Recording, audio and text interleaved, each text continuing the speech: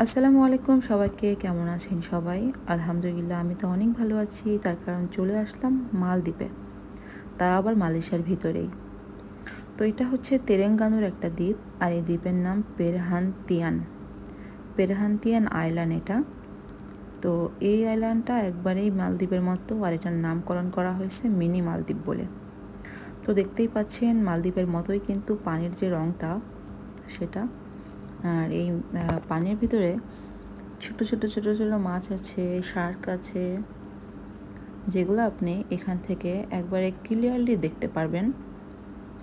তার কারণ পানির কালার এতটাই স্বচ্ছ, ক্রিস্টাল ক্লিয়ার, যে আপনি সবই দেখতে পারবেন। তো আমাদেরকে আমাদের বোট 4টা আইল্যান্ড ঘুরে দেখালো। এটা ছিল একটা।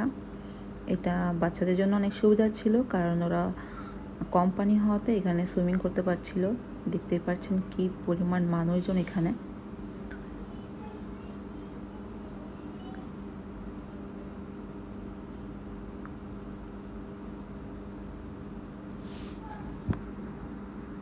তো আমরা এই আইল্যান্ডের একটা হোটেল বুক করছিলাম, লং বিচ হোটেল। তো আমাদের হোটেল থেকেই আমাদেরকে এই বেসগুলা ঘুরে ঘুরে দেখাচ্ছিল। যে বোট দেখলেন, এই যে বোটগুলা, এই বোটের মাধ্যমে। তো মালয়েশিয়াতে যে এত সুন্দর একটা দ্বীপ আছে এটা আমি জানতাম না। এর আগেও আমার ঘোরা হয়েছে তেরেঙ্গানোর আরেকটা আইল্যান্ডে, সেটা ছিল পোলাও কাপাস, তবে অবশ্যই এত সুন্দর না। এটা যেহেতু মালদ্বীপ নামকরণ করা হয়েছে, সো এটা মালদ্বীপেরই মতো। তো আমরা এখান থেকে একটু খাবার খেয়ে নিব।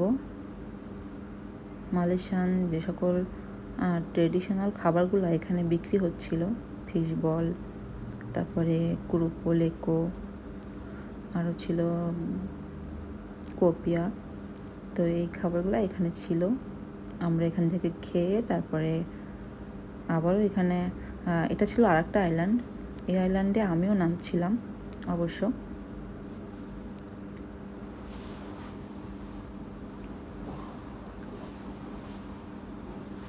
তো সব কিছু মিলে অনেক ভালো লাগার ছিল।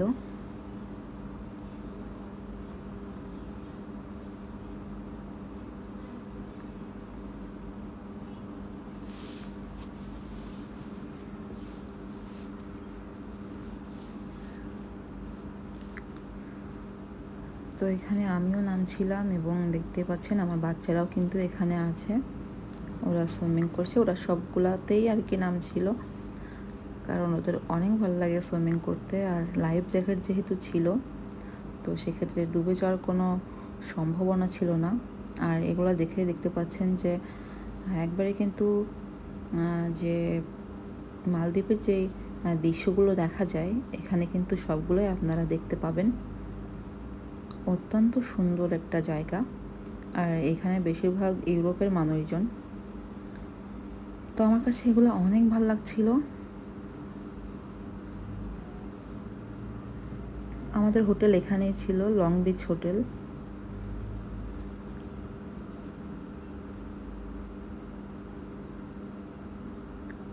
আর এটা সম্ভবত নাম ছিল বুবু ভিলা। আমাদের ছিল এটার পিছনেই লং বিচ, তবে আমার কাছে এটা বেশি ভালো লাগছে। আর আমাদেরটা বেশি ভিআইপি ছিল না, আমাদেরটা ছিল সাধারণ।